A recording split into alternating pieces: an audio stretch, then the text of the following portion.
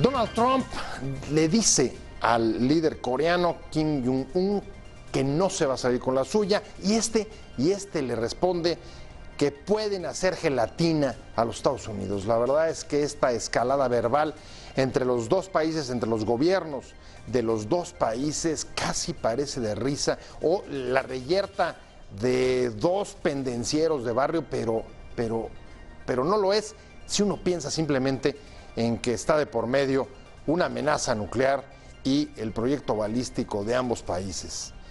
Esto es de lo que vamos a hablar hoy en Opiniones Encontradas. Soy José Buendía, muchas gracias por estar con nosotros en este programa en el que todas las ideas se pueden cuestionar siempre que se debatan. Arrancamos con Opiniones Encontradas, muchas gracias por estar con nosotros. Viernes ya.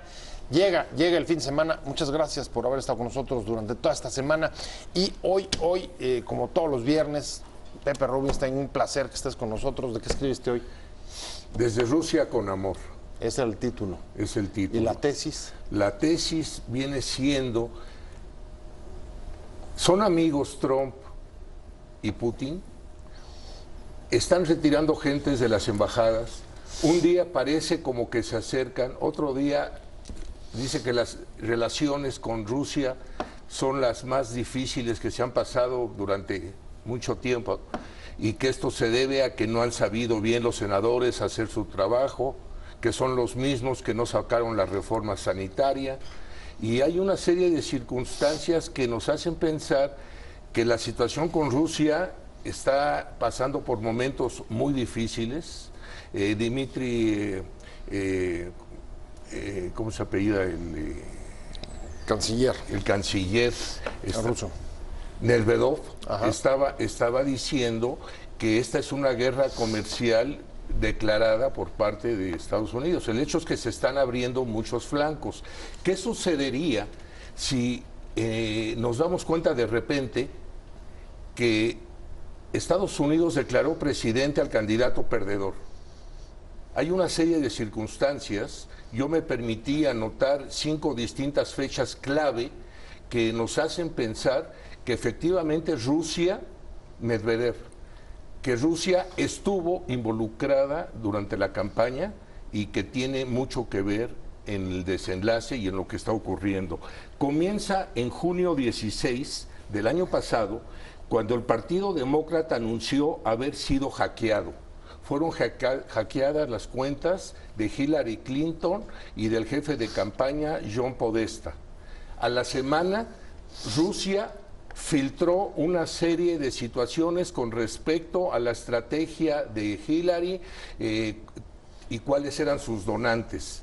Nos vamos a septiembre, cuando ante tal circunstancia Obama le pide directamente a Putin que le pare, o que de lo contrario habrá represalias. Para aquellos que dicen que Estados Unidos no intervino, que estuvo silencioso durante la campaña, Obama pidió, por favor, dejen de filtrarse, dejen de involucrarse en todo lo que significa la elección de enero 20, de noviembre 7. En diciembre, el yerno Kushner, acompañado de Flynn, que luego fue jefe de asesores y que tuvo que renunciar, se entrevistaron en Nueva York con el embajador ruso, queriendo buscar un canal secreto y directo con Putin. Y todo eso se sabe a raíz de la procuradora interina, que de alguna manera fue quien abrió el expediente de lo que estaba ocurriendo con respecto al involucramiento de Rusia. En febrero renuncia Flynn como asesor. Así es. Porque Michael Flynn, exactamente. Seguridad Nacional. En mayo ya viene el despido de James Comey, que estaba investigando, director del FBI, cómo estaba toda esta situación. Y posteriormente, quien había sido director del FBI anterior, Robert Mueller, lo nombran fiscal especial para poder dilucidar cómo está esa situación. Y en esa estamos ahora, porque parece que él ya nombró a un gran jurado. Pero fíjate qué interesante, de alguna manera, Pepe. Rusia ha monopolizado el debate en Estados Unidos, ha sido un referente ineludible desde por lo menos, ¿qué te gusta? Casi medio siglo. Estoy pensando, por ejemplo, en la crisis de los misiles de 1962, cuando casi llegan a una confrontación nuclear. Luego, pues, evidentemente, el referente por toda la Guerra Fría, la expansión del comunismo, y en este punto me detengo para presentar a Arturo Magaña Duplancher. Arturo, ¿cómo estás? Un placer tenerte. Gilberto Bosques del Senado. Y en efecto ha estado cruzado, y estábamos diciendo hace un momento, 1962, crisis de los misiles, y nuevamente 40 y pico de años después, estamos otra vez frente a una situación... 55 años. 55 años, en el que en el marco de, digamos, el reposicionamiento, pero la permanencia de Rusia como referente en las discusiones, la monopolización del debate en Estados Unidos, surge un conflicto importante que en los últimos días crece enormemente por la escalada verbal de los presidentes, y es el de Corea y el de Corea y Estados Unidos, por digamos, de entrada, la necesidad o el planteamiento de Corea de ser reconocida como potencia nuclear. ¿Cómo la ves? Bueno, hay elementos nuevos que no necesariamente nos hacen recordar el 62. Los elementos nuevos creo que son quizá más inquietantes. Sí, sí. Porque por un lado tenemos, digamos, una situación que de suyo es impredecible en la conformación de este nuevo régimen en Corea del Norte. Kim Jong-un, hay que recordar, toma el liderazgo después de la muerte de su padre en 2011. Su padre, a diferencia de él, entendía, supongo que mejor, ciertos códigos de la diplomacia, tanto bilateral como multilateral, porque hay que recordar que él fue, en todo caso, quien intentó una cosa que se llamaba la Sunshine Policy, que llevó incluso a los dos líderes, tanto de Corea del Sur como de Corea del Norte, darse la mano varias veces, intentar una vía diplomática más que militar, y buscar en cierta medida, pues, el apoyo de otras potencias para negociaciones diplomáticas. No es el caso con Kim Jong-un y no es el caso con Donald Trump. Sin duda. Es decir, es la primera vez que tenemos también un elemento impredecible en Washington, y que debería de preocuparnos muchísimo, tanto en términos militares y de defensa, como en términos nucleares. Creo que hemos estado viendo durante la administración de Donald Trump las formas en que él intenta brincar los contrapesos institucionales o lidiar con ellos. Pero la mala noticia es que en términos de defensa, en términos militares y en términos nucleares no hay contrapesos. El presidente de los Estados Unidos es, en última instancia, el responsable de decidir si esa cajita con botones rojos, que se ve fílmicamente por todos lados, se usa o no se usa. Déjame tomar ese punto. Sí. Tomar ese punto para preguntarte, y luego regreso contigo, Arturo.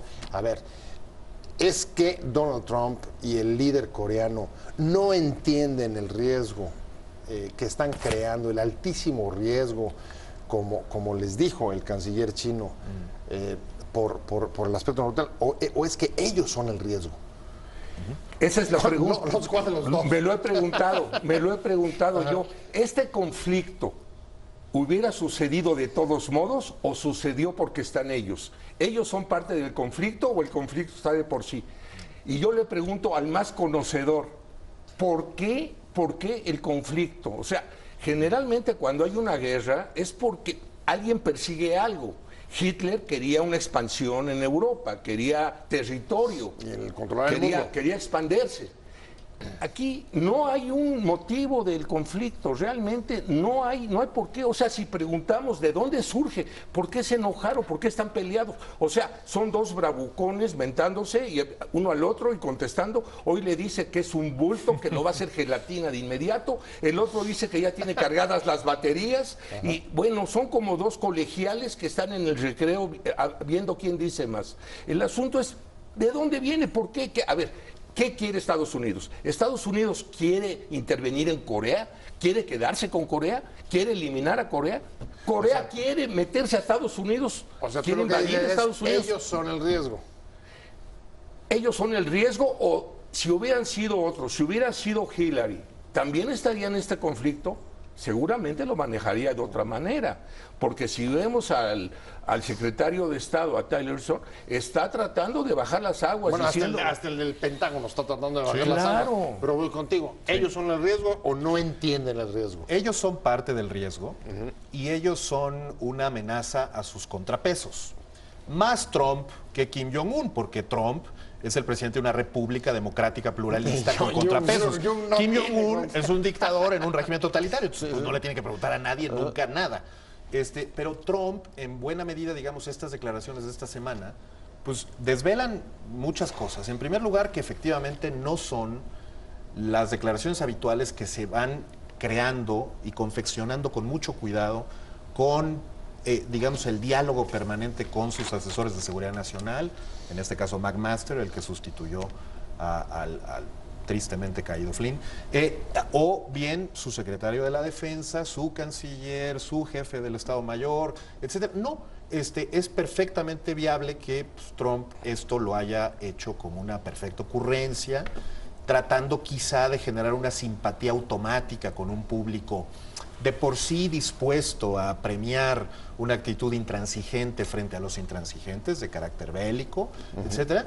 Y el problema es que no se da cuenta de que este asunto es mucho más grande que él y que sus asesores y que su circunstancia en la historia de los Estados Unidos, dado que, regreso al punto anterior, el elemento impredecible de Corea del Norte tiene mucho que ver, según sus grandes expertos, con que no sabemos gran cosa de Corea del Norte. Bueno, sabemos muy poco. No, pero ahí podríamos adelantar una idea, la pongo sobre la mesa, voy contigo, Pepe, y es, a ver, Pepe preguntaba por el motivo, y lo ligo con lo que tú dices del desconocimiento sobre la situación de Corea. Para muchos no es ninguna revelación la crisis económica y las dificultades por las que está pasando Corea, y en ese sentido tener una amenaza exterior como Estados Unidos puede servir a un dictador como el líder coreano para, digamos, sostener con razones internas el conflicto externo. Esa es una. La otra está pidiendo el reconocimiento de que lo dejen ser potencia nuclear. Esos son dos motivos que pudieran estar ahí. No sé si compartas cuál sí, cuál no, comparto. O ninguno. Pero mira, hay quien piensa que probablemente, dada la maquiavélica función del cerebro de Trump, con la acechanza de la investigación sobre el Russiagate, probablemente está buscando distraer la atención de todo lo que está ocurriendo sobre la investigación de la cual es objeto para meterse en el asunto de Corea, porque este asunto no tiene ni motivo de ser. De repente creció como un hongo, o sea, de repente te das cuenta que estás a punto de entrar en un conflicto bélico con Corea. Lo cual los igualaría, los dos tendrían razones internas para buscar. Ahora, yo les pregunto a ustedes y al auditorio, raro que alguien me conteste que conoce Corea, que ha ido a Corea, que sabe cómo es Corea, que qué sabe de Corea. Lo único que vemos de Corea es una plaza amplia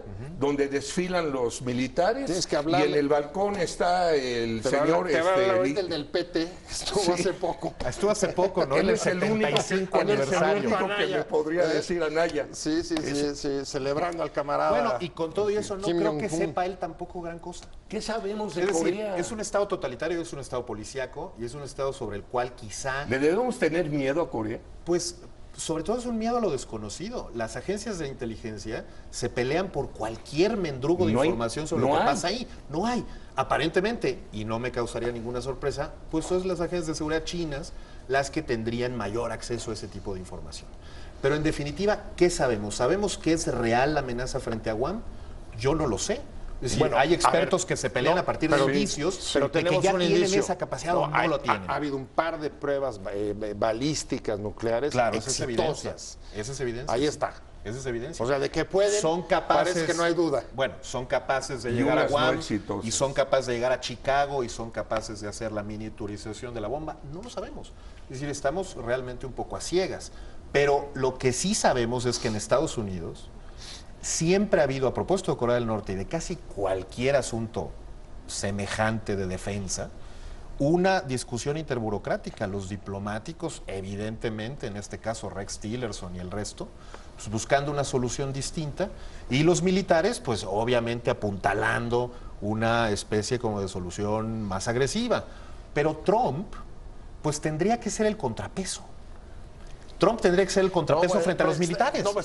Porque son los militares los que piden y han pedido históricamente una acción decidida a nivel bélico. Esta vez el propio Pentágono es el que está diciendo hay que agotar la vía diplomática. Exacto. Exacto. O sea, justamente invertido. Sin embargo, ¿cómo puedes tú responderle a alguien, a un bravucón del tipo de coreano? ¿Cómo? Pues con alguien que también se da golpes en el pecho como gorila y que está en la selva también amenazando. O sea, si de alguna manera le demuestras temor, pero desde luego que se saltaron todo el trayecto diplomático. De repente ya estamos, vamos, ¿quién hubiera creído que se iba a disparar una posibilidad que es una posibilidad con sesgos de realidad de que podemos caer en esto? Esa es quizá la pregunta de fondo. La escalada verbal que estamos viviendo entre el gobierno de Estados Unidos y el líder coreano desembocará en una guerra además en el marco de la capacidad militar, balística y sobre todo nuclear de ambos países. Y Arturo Magaña, hoy hay un buen reportaje en El País que recuerda cómo en 1962 finalmente los dos responsables de los gobiernos de Estados Unidos y de Rusia lograron tener un canal de comunicación un poco raro que se materializa en el embajador de Estados Unidos y un periodista de ABC en el que se hace un planteamiento que desactiva la crisis de los misiles de 1962. Uno promete retirar la instalación de los misiles de Cuba y otro que no invadirían Cuba como habían intentado con Bahía de Cochinos un año antes. Correcto.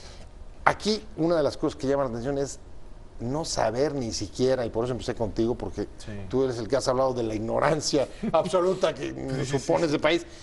No sabemos ni siquiera si existen estos canales de comunicación que pudieran en un momento, digamos, antes de caer en el filo, eso es típico de las peleas de bravucones, antes de llegar al desfiladero, que alguien pueda decir, ¡ay! Podríamos desactivarlo así.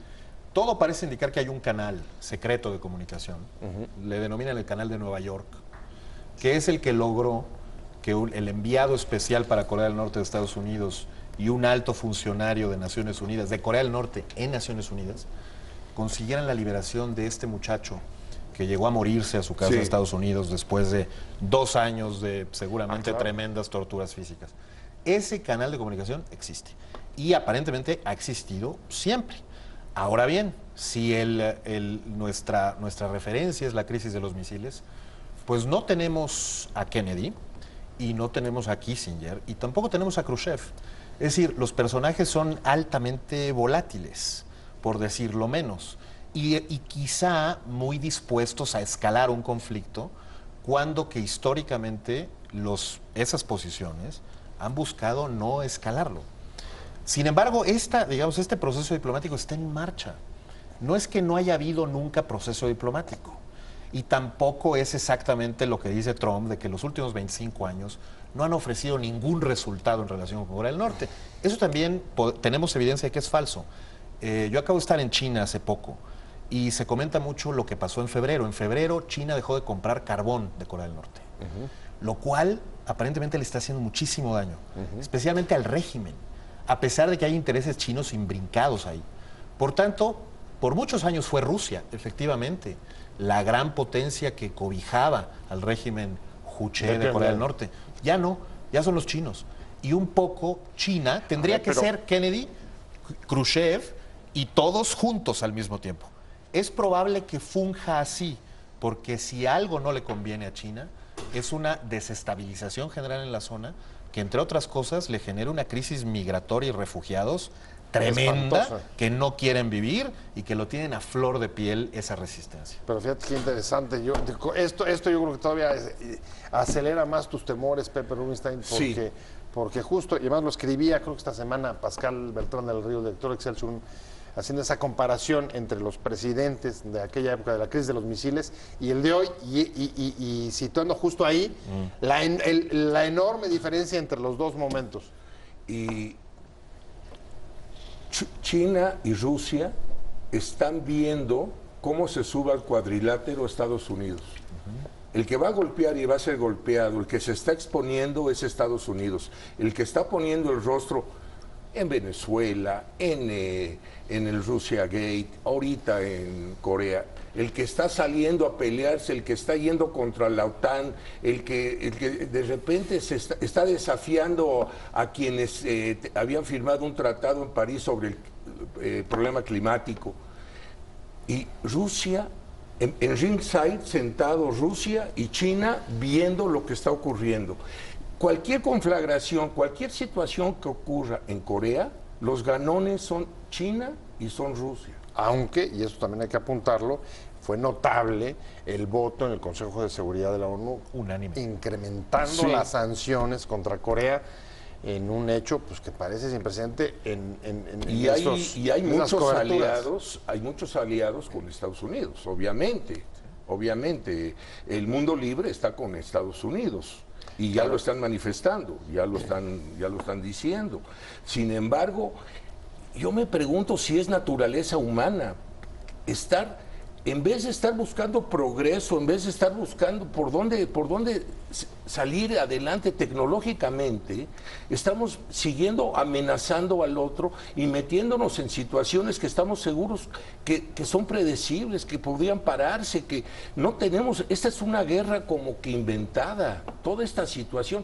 Y así yo te platicaba en el intermedio. A ver, todavía no es una guerra. ¿Creen que va a haber guerra? Es una guerra verbal. ¿Creen que se materialice espero que no. los signos ahí apocalípticos de enfrentamiento? O sea que Guam podría ser el Sarajevo del siglo XXI. No, yo creo que es muy difícil y creo que hay buenos elementos para pensar que están haciendo política interna los dos. Ninguno de los dos está haciendo una política real de defensa de sus intereses estratégicos. Están haciendo política interna. Está más o menos claro, en relación con el caso de Trump, por todos los elementos que tenemos en la mesa. Es menos claro en el caso de Kim Jong-un, pero probablemente también tenga alguna especie de desafío interno que resolver, de entrada porque sabemos muy bien que es un país empobrecido que ha entrado en una escalada de decrecimiento económico. Ajá. Muy pocos países les ocurre eso. Le está ocurriendo, entre otras cosas, por la reacción de la comunidad internacional, China incluida, de ya no respaldarle tanto como solía hacerlo. Y también sabemos que es la primera vez que estamos en presencia de una amenaza que pues tiene por origen un país que tiene el PIB de Honduras. Ok, tiene el doble del número de habitantes de Honduras o el triple, pero tiene el PIB de Honduras. Y es su programa militar y nuclear propio. Es decir, tampoco es el 62, los misiles soviéticos en de una gran potencia. Cuba. Es decir, no, en realidad estamos hablando de un país verdaderamente arruinado. Si eso es así, es muy probable que Kim Jong-un esté utilizando una insuficiencia terrible en Estados Unidos en este momento. No hay política frente a Corea del Norte, pero tampoco hay política sobre los asuntos nucleares. Es decir, ¿qué credibilidad tiene el propio Donald Trump al pedir que cese el programa nuclear de Corea del Norte, cuando ha venido socavando los esfuerzos de concluir exitosamente el acuerdo nuclear con Irán? Cuando en campaña decía, bueno, la única solución para este asunto de que nosotros ya no le vamos a pagar la seguridad estratégica a los japoneses y a los de Corea del Sur, pues que ellos también obtengan armas nucleares. Entonces, ¿no será que estamos también aprovechando esas contradicciones tremendas en esa política? Seguro sí, Kim Jong-un no creo que sea tonto. No, bueno, eso parece que está ahí sobre la mesa, pero al mismo tiempo, incluso la utilización y comprender las razones internas, agitando un bastón nuclear no deja de generar un enorme riesgo y que además encaja en el movimiento de los mercados internacionales. Sí, claro. Porque a pesar de todo, miren cómo se movieron durante la semana los mercados internacionales. Hablando de la crisis Estados Unidos-Corea, finalmente llevará esta escalada verbal, a una guerra nuclear. Esta amenaza que esta semana, a pesar de todo, movió los mercados. Sí. Pepe. Coherentemente podemos anticipar que no tiene por qué haber un conflicto ya declarado, una guerra. No. En estas épocas no podemos pensar en eso. pero tampoco había estado Trump en el poder. Y yo no sé si, como yo te platicaba hace ratito, que Trump estaba distrayendo el caso Rusia con Corea, no vaya a ser que en Corea estén distrayendo la situación interna de, pues, de carencia, de pobreza, de... No sé si es de hambre, porque no sé mucho de ahí. Y el mayor peligro que los dos o uno de ellos se distraiga. Y que, sí, claro, que andando distrayendo claro, se distraiga. Y por lo que estamos viendo, gran parte de su posibilidad económica la utilizan en hacer sus misiles. Sí. O sea, misiles tienen. Sí. Pero pues como que se les olvidó todo lo que va antes. Claro, ahora bien, destinan algo así como el 20% de su PIB a asuntos militares. Es muchísimo. Claro. Y sin embargo es el PIB de Honduras. Sí. Es decir, tampoco es la gran cosa. Alcanzaría. Tampoco alcanzaría. Se preciaban hace 30 años de tener la mayor artillería del mundo. Yo ya no sé eso para qué sirve realmente en los conflictos bélicos actuales. Pues sirve para muy poco. Porque tampoco es que nadie esté pensando en una invasión formal americana a territorio norcoreano. Eso sí sería ya verdaderamente demencial y tremendo, porque aparentemente pues reservistas es buena parte de la población. Todos van a salir con un fusil en la mano. En fin, eso va a ser una cosa... Pero su cliente tradicional era Corea del Sur. Sí. O sea, los empujones se los daba de alguna manera con su vecino. Sí, claro, eran dentro de la península. Pues ahí estaban. Era como ganaban notoriedad. Sí, pero ahora lanzarse contra Estados Unidos. Yo creo que, claro, la pregunta que hay que hacerse es, ¿está Trump dispuesto a abrir una veta de conflicto interminable con China? Hemos leído por todos lados cómo China ha cambiado su política hacia Corea del Norte y quizá ya no le interese tanto y quizá ya no le apoye irrestrictamente, pero de que China no puede dejar perder esa zona de influencia es evidente y tenemos señales por todas partes. Es decir, desde el armisticio del 53, la zona desnuclearizada, hasta ahorita, es todo el tiempo decir, ok, a lo mejor podemos pensar en la reunificación, pero una reunificación que no conduzca el sur. El sur no puede tomar al norte, digamos a la alemana. Tiene que ser al revés, tiene que ser a la vietnamita. El norte al sur. ¿Para qué? Para que eso sea un régimen de todos modos socialista y amigo nuestro. Y no podemos permitir que caiga en manos del eje Seúl, Tokio, Washington.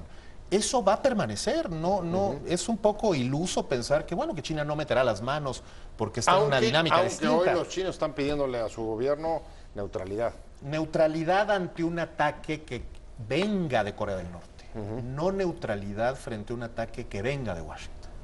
Okay. Si viene de Washington, Buen no hay punto. neutralidad posible. Lo que ellos no quieren punto. es comprar boleto, lo que ellos no quieren es comprometerse, no quieren involucrarse y obviamente que el desgaste lo va a sufrir Estados Unidos. Pero coincides con que un ataque norteamericano, como dice Arturo, sí los movería. O sea, habría una reacción de parte de China creo que por sí. ser zona de influencia.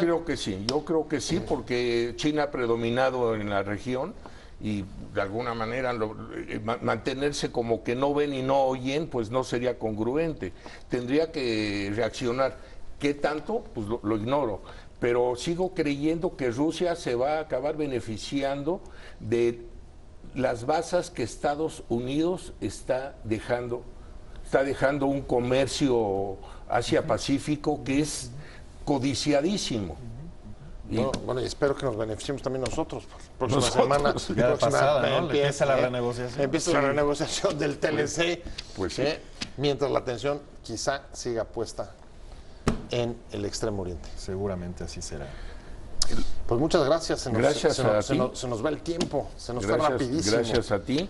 Y concluimos en que estamos viendo que se están abriendo flancos en distintos lugares, en distintos sitios, y curiosamente Estados Unidos involucrado en todos ellos.